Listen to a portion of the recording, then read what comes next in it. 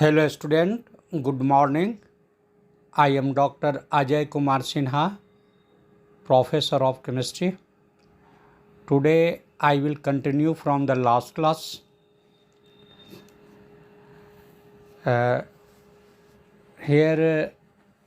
some very important information I want to give you that is asked in examination. First information is related to this chapter alpha that is actually a miscellaneous. This is a miscellaneous information from this chapter. First information is X has an infinite number of significant figures. Pi has an infinite number of significant figures. And second important point is if a number ends in zero, if a number ends in zeros, but these zeros are not to the right of a decimal point, this zero may or may not be significant. Again, I am telling you, if a number ends in zeros, but these zeros are not to the right of a decimal point, these zeros may or may not be significant. As for example, 10,000 written as 1.0 into 10 to the power 4 has two significant figures, but written as here 10,000 you can write 1.0 into 10 to the power 4. This can be written like this also. Then here significant figures are only two, that is a 1.0. But when written as 1.00 into 10 to the power 4, this has three significant figures. Here 1.00, three figures are there. Then these three figures are important. 10 to the power 4 is fixed. Okay. And 10,000 you can write 1.0 into 10 to the power 4. In this way, it has two significant figure, 1 and 1.0, 1 and 0. But 10,000 if you write like that 1.00 into 10 to the power 4, then here it has three significant figures, and so on. Now, next information, law of reciprocal proportion is also called the law of chemical equivalence. Okay. Law of reciprocal proportions is also called the law of chemical equivalence. Next, 1 AMU, atomic mass unit, 1 AMU is equal to 1/12 of the mass of atom of C12. Don't forget, 1 AMU is equal to 1/12 of the mass of an atom of C12, that is equal to 1.6606 into 10 to the power minus 27 kg. means 1 AMU.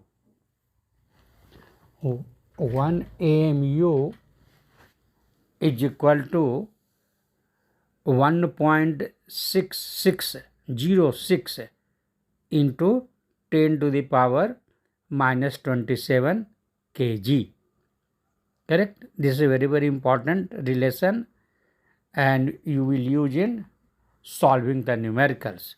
1 AMU is equal to 1/12 of the mass of an atom of C12, and that is equal to 1.6606 into 10 to the power minus 27 kg. Next, 1 mole of H2O. 1 mole of H2O you can't write as 24,400 cc of H2O. You can't write 1 mole of H2O is not equal to 22,400 cc of H2O. Why?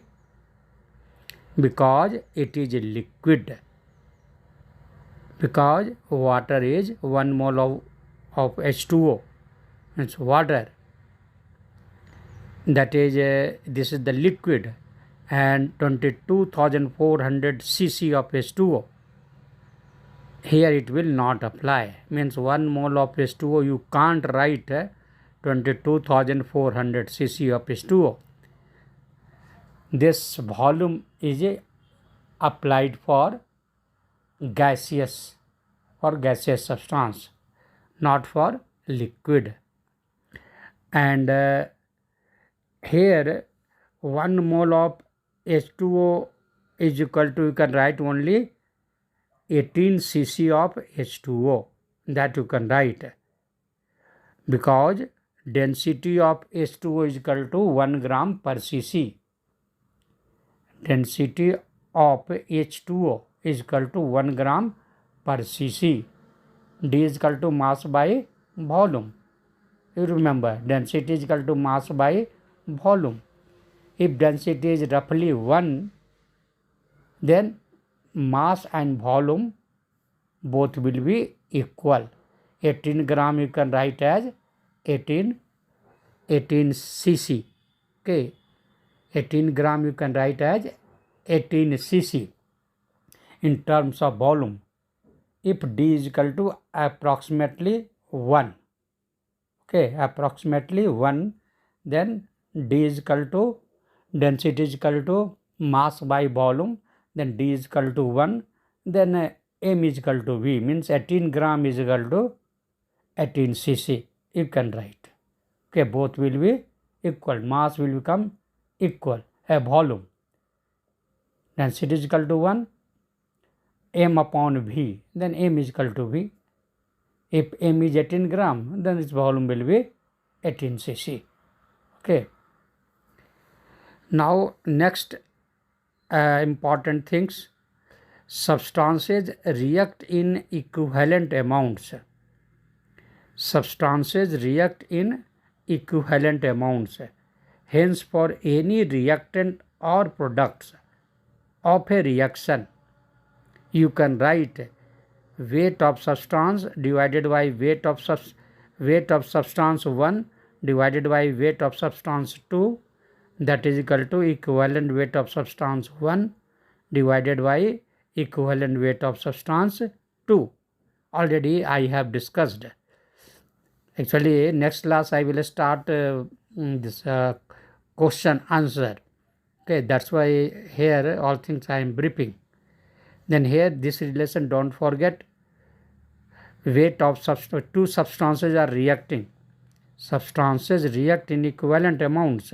Don't forget, substances react in equivalent amounts. Hence, for any reactants or products of a reaction, weight of substance 1 divided by weight of substance 2, that is equal to equivalent weight of substance 1 divided by equivalent weight of substance 2. Equivalent, again another relation I am telling you, equivalent weight of salt like AXBY. capital A, AX, small x. Just like Na2CO3 you are writing same way. Calcium chloride you are writing CaCl2 same way. Calcium chloride Ca is 1, Cl2 is 2. Like that sense you in general way you can write AXBY. Then equivalent weight of salt AXBY is equal to equivalent weight of metal. Equivalent weight of metal plus equivalent weight of anion. Here metal means cation, you can tell, cation. Okay. Then equivalent weight of salt AXBY is equal to equivalent weight of metal plus equivalent weight of anion, means cation and anion. Equivalent weight of cation plus equivalent weight of anion. Okay. Then you remember equivalent weight of salt AXBY is equal to equivalent weight of metal plus equivalent weight of anion.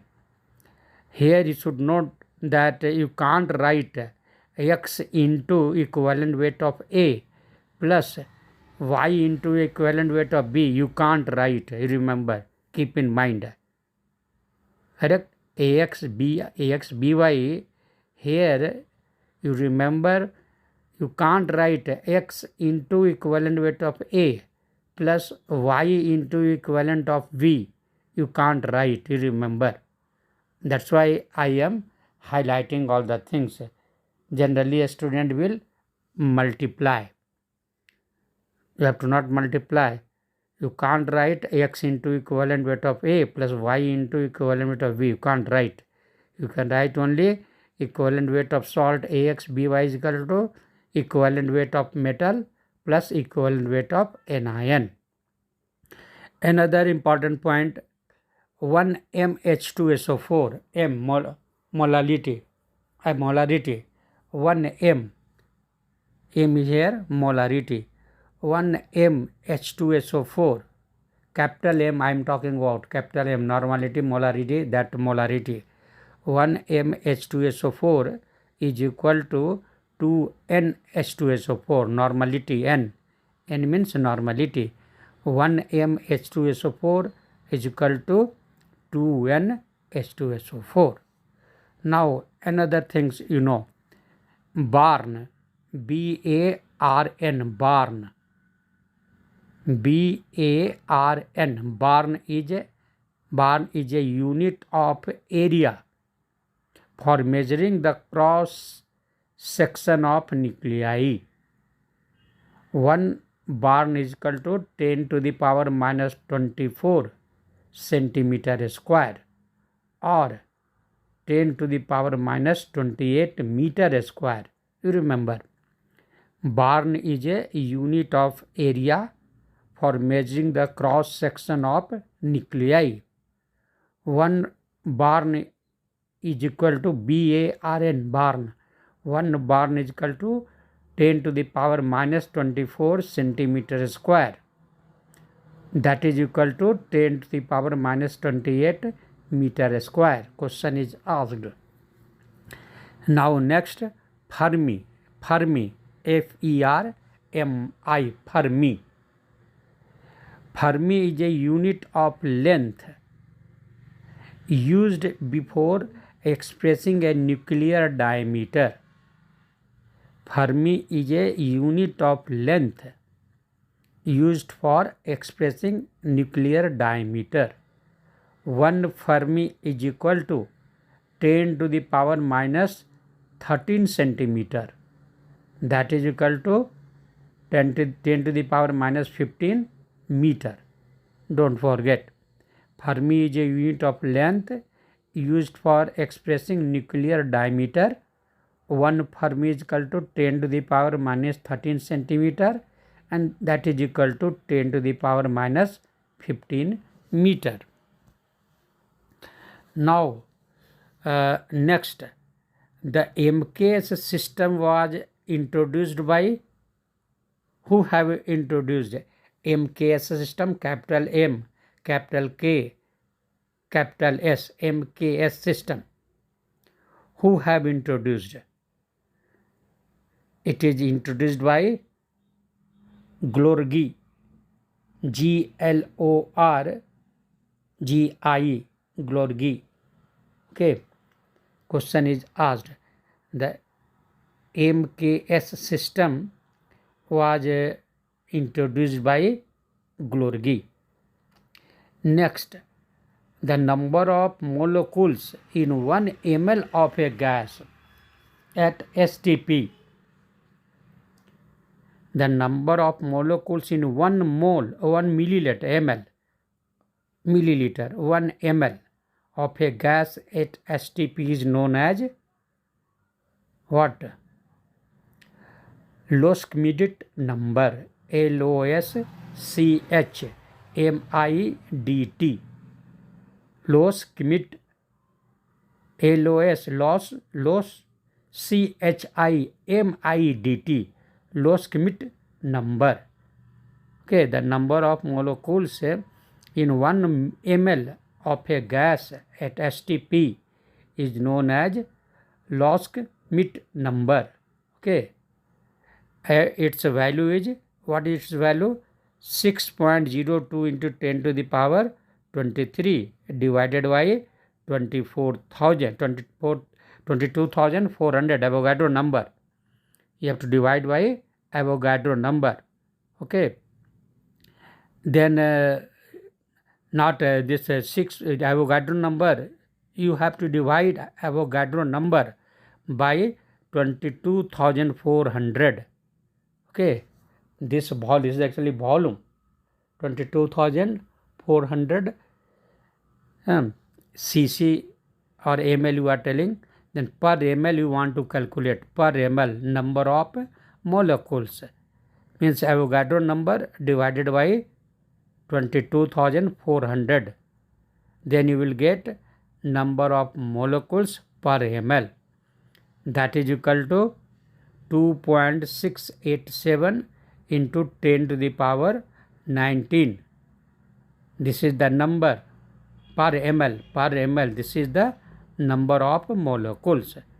Okay, the number of molecules in 1 ml of gas at STP is known as Loschmidt number, and its value is 2.687 into 10 to the power 19 per ml. Okay, don't forget, question is asked. How did you get? Then Avogadro number divided by 22,400. Okay, per ml you have calculated. Actually, if you remember the number, then it will save your time in examination hall. Okay. Now, other information I am telling you. Laws of chemical combination. Who proposed and when? Laws of chemical combination. Who proposed and when? Question is asked. Then first I am telling about the law of conservation of mass. Law of conservation of mass. Who proposed and when? Then Lavoisier in 1774. Law of conservation of mass was proposed by Lavoisier in 1774. Second, law of definite proportion. Law of definite proportion was proposed by Proust, Proust, Proust in 1799. 1799. Okay. Law of definite proportion was proposed by Proust in 1799. Now, third, law of multiple proportion. Who have proposed law of multiple proportions? It is a Dalton in 1804. Dalton in 1804. And last is law of reciprocal proportion. law of reciprocal proportion. Who have proposed? Then this was proposed by Richter, Richter, Richter. Which year? Then 1792. 1792. And law of multiple proportion, it was proposed by Dalton in 1804. Among the naturally occurring elements, 1H1 is the lightest. You remember, this question is also important. Among the naturally occurring elements, 1H1, 1H2, 1H3 is there. Correct? You know, 3 isotopes are there for hydrogen. Then among the naturally occurring elements, 1H1 is the lightest, and uranium 92, 238, mass number 238, atomic number 92, you know. Uranium 92, 238, mass number is 238, is the heaviest atom. Lightest is 1H1 is the lightest, and heaviest uranium 238, you can tell. Uranium atomic number is 92, mass number is 238, it is the heaviest. Mass of 1 mole of electron. What is the mass of 1 mole of electron? 1 mole of electrons. Then very easily you can calculate mass of 1 electron into Avogadro number. Correct? Mass of 1 mole. Mole I am talking about. Mass of 1 mole of electron means mass of 1 electron into Avogadro number. Means mass of 1 electron is equal to 9.11 into 10 to the power minus 31 kg. Avogadro number is 6.022 into 10 to the power 23. If you multiply, you will get 0.55 mg, milligram mg. Okay. Then mass of 1 mole of electron is equal to 0.55 mg. What I have discussed now, all questions are asked in engineering and medical examination. Okay. Now other things I am discussing. If a number ends in a 0 and those are not to the right of the decimal point,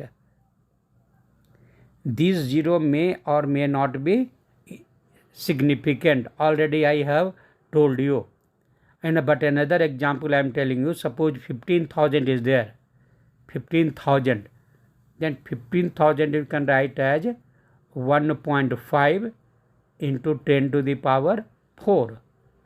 15,000 you can write 1.5 into 10 to the power 4. Or you can write 1.50 into 10 to the power 4. Then first one, in that the former has two significant figures, 1 and 5, only 2. But here second one 1.50. 1.50. Then second one has 3 significant number, that is the 1.50. Total 3 figures are important. Now next important things I am telling you, that is some crystalline solids. Some crystalline solids, as for example sodium carbonate 10H2O, sodium sulfate 7H2O, copper sulfate 5H2O, etc., when exposed to air, lose their water partially or wholly. Such substances are called efflorescent, and this property is called efflorescence. Okay, substance is called efflorescent, SCENT, EFFLO, efflorescent, RESCENT, efflorescent. This is the substance and property is called efflorescence, EFFLORESCENCE, efflorescence. Okay, this is very, very important. Sodium sulfate, again telling you, sodium sulfate, Na2CO3 10H2O. Second, Na2SO4 7H2O. Third, copper sulfate 5H2O. When I told you 3 examples. When exposed to air, lose their water partially or wholly. It will lose the water molecules. Such substances are called efflorescent, and this property is called efflorescence. Question is asked. Next important, solid substances which absorb a large amount of moisture from the air so that they become wet or pass into solution are called deliquescent. Deliquescent, DELIQUESCENT, deliquescent, and the phenomena is called deliquescence, DELIQUESCENCE, deliquescence. Example, sodium hydroxide, potassium hydroxide, magnesium chloride, calcium chloride. These are the examples of deliquescent substance. You might have seen in rainy season, particularly in village, people will use ordinary salt which is found in sea. That salt they will use. Then that salt contains so many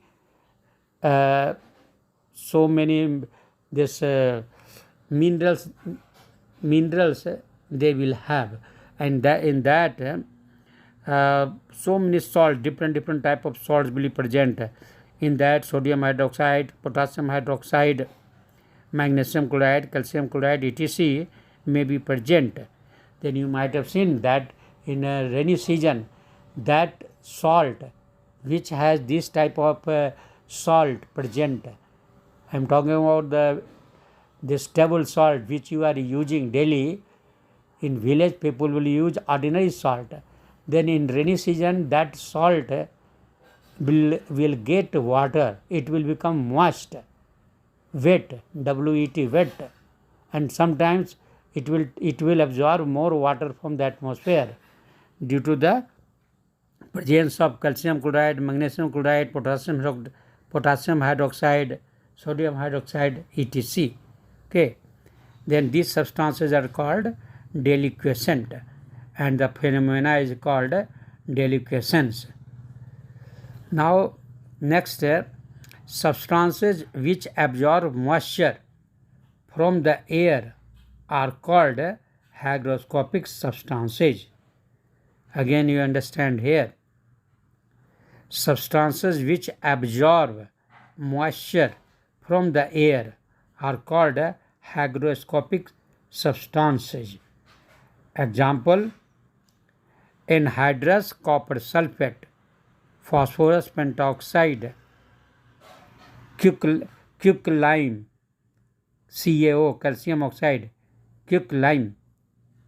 Then these substances, anhydrous means this copper sulfate has no water molecules. P2O5 has no water molecules. Quicklime has no water molecules, but it can absorb water, but it will not become a liquid. Just simply it will absorb. It will not become wet. This is the difference. in hygroscopic and deliquescent, that are turning, that becomes wet and will turn in the solution form. But here copper sulfate, P2O5, CaO, calcium oxide, anhydrous, all three are anhydrous. No water molecule is present, but it can absorb water molecules from air. That's why it is called hygroscopic substances. Question is asked, you should not confuse in deliquescence and hygroscopic substances. Hygroscopic substances only it will absorb few, as for example copper sulfate 5H2O. It can absorb only 5H2O. Okay. Then here it will not become wet. It will not become wet or solution. It will not liquefy. Okay, it will not turn to the solution. Only it will absorb. Like I told you, like copper sulfate is there, anhydrous copper sulfate, no water molecule is there, but it can absorb up to 5 moles of water, 5 molecules of water. Now next I am telling you the existence of different compounds with similar chemical composition in the same crystalline form is called isomorphism. Already I think once I have discussed the existence of different compounds with similar chemical composition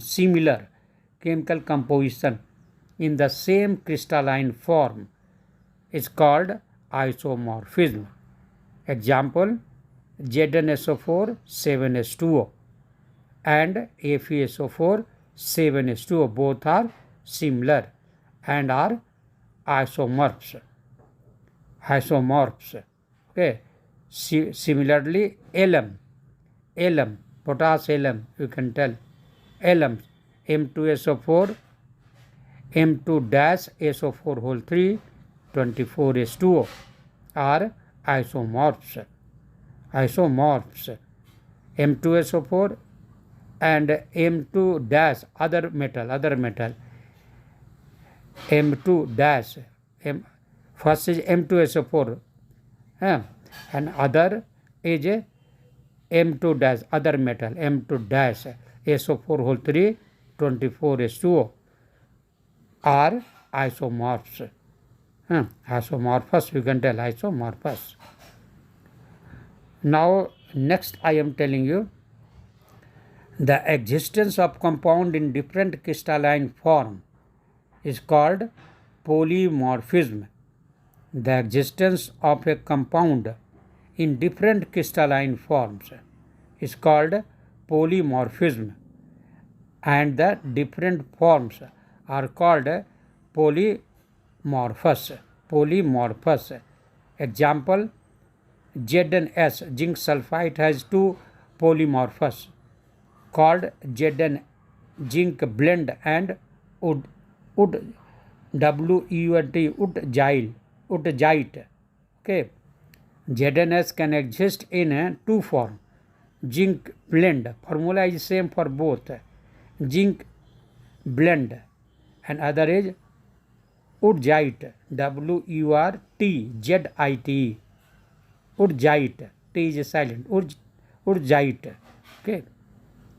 Now another important, I am telling you important point, 20 karat gold is a mixture of 20 parts by weight of gold and 4 parts by weight of copper. You remember, 20 karat gold is a mixture of 20 parts by weight of gold and 4 parts by weight of copper. You know that this gold is very soft. You can't give any shape. That's why copper is mixed. Little amount of copper is mixed to make it harder so that you can give a shape. Okay, then here in 20 karat gold is a mixture of 20 karat by weight of gold and 4 parts by weight of copper. Okay. Then now one more thing I want to tell you, last point. Prior to 1961, means before 1961, on a chemical scale of atomic masses as used by chemists, an exact value of 16 was assigned to average mass of oxygen atom. Now carbon you are using. But before 1967, on a chemical scale of atomic masses as used by chemists, what was that? An exact value of 16. An exact value of 16 was assigned to average mass of oxygen atom. On physical scale, the isotope oxygen 16, oxygen has 8 atomic number. Then in all isotopes, atomic number will be the same, only atomic mass will vary. Then on physical scale, the isotope of oxygen 16, 16, okay, 8 or 16 you can tell, atomic number of oxygen 8 and mass number 16 was assigned an exact value of 16, okay, was an exact value of 16, and consequently the average value comes out to be 16.0044. To remove this duality, now carbon 6 means carbon 12, atomic number 6, mass number 6, 12. 6 is atomic number, mass number 12, and that is a C12. What we are telling, C12 scale is used, on which mass of isotope C12 is taken as exactly 12. In the beginning I told you 16 oxygen, oxygen 16 was used. Now it is used C12 is taken as exactly, C12 is taken as exactly 12. This scale is called unified scale, and symbol is small u, is used in AMU. Actually, we are using the term AMU, but nowadays it is used as only U, unit U. Okay, in the place of AMU, now it is used only U. U means unit. Correct? Then this scale is called carbon scale I am talking about. This scale is called unified scale, and symbol U is used in place of AMU. Okay. Now I am stopping only here. Next class I will start question answer, okay, with explanation. Thank you.